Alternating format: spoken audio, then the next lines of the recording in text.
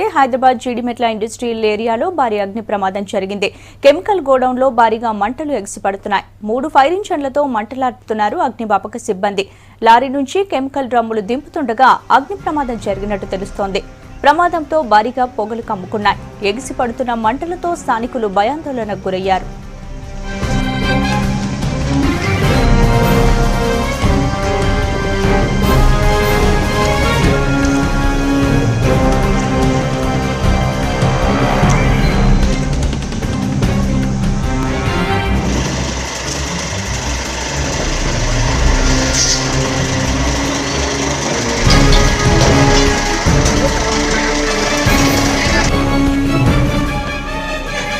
Hyderabad Jeedimetla industrial ఏరియాలో భారీ అగ్ని ప్రమాదం జరిగింది. కెమికల్ గోడౌన్ లో భారీగా మంటలు ఎగిసిపడుతున్నాయి.